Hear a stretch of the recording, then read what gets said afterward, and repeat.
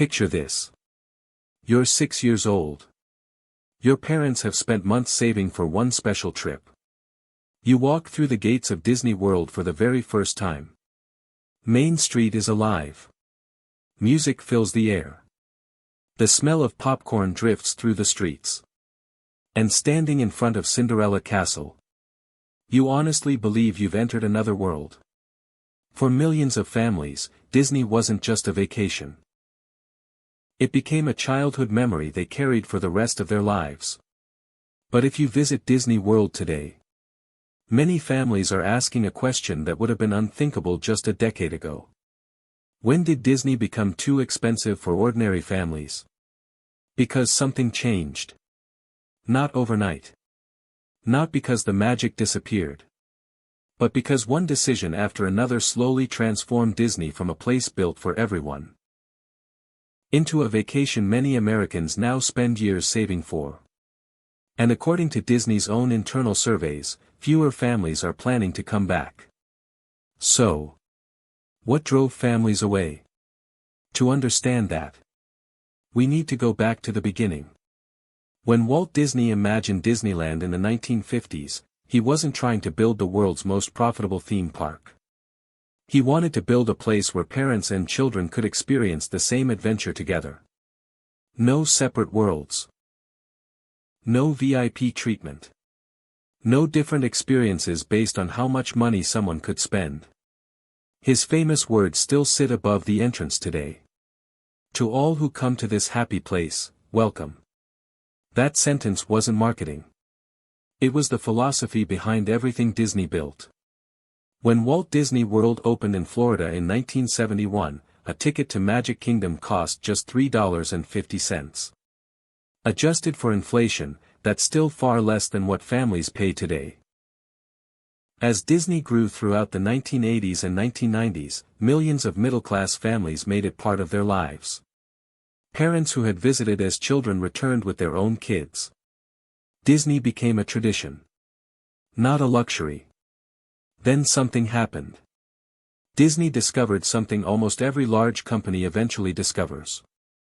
People were willing to pay more. And then, even more. Ticket prices slowly increased. Hotels became more expensive. Food prices climbed. Parking fees appeared. Special events required extra tickets. Year after year, the increases seemed small. Most guests accepted them.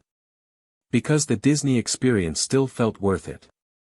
But the biggest change wasn't the ticket price. It was what happened after guests entered the park. For years, Disney offered FastPass completely free. Guests could reserve ride times without paying anything extra. Everyone had the same opportunity. Whether you were staying in Disney's most expensive hotel or visiting for just one day, the system treated you equally. Then, in 2021, everything changed. Disney removed FastPass. In its place came Genie Plus. Then Lightning Lane. Suddenly, skipping long lines wasn't included anymore. It became another purchase. Families who had already spent hundreds or even thousands of dollars on tickets and hotels now faced another decision. Pay even more. Or wait 2 hours for the same attraction. The change generated billions in additional revenue. But it also changed something much harder to measure. The feeling. Parents noticed. Guests noticed. Online reviews changed. Disney wasn't simply becoming more expensive. Many people felt the experience itself was becoming more transactional.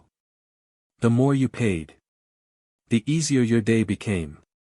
The less you paid, the longer you waited. For decades, Disney had tried to make every guest feel equally important. Now many visitors felt that experience depended on what they could afford. And prices kept climbing. Today, a typical vacation for a family of 4 can cost several $1,000s before souvenirs are even considered. Tickets, hotels, food, parking, Lightning Lane, photos, merchandise. By the end of the trip, many families spend more than they ever expected. Some financial experts now compare a Disney vacation to the cost of an international holiday. And that's creating an unexpected problem. Disney is still attracting millions of visitors every year. The parks remain busy. Revenue continues breaking records. But internally, reports have suggested something more concerning. Fewer families say they're planning another visit. Not because they didn't enjoy Disney, but because they simply can't justify the cost anymore. At the same time, competitors have become stronger. Universal Orlando has invested billions into new attractions, new lands, new hotels, entirely new experiences.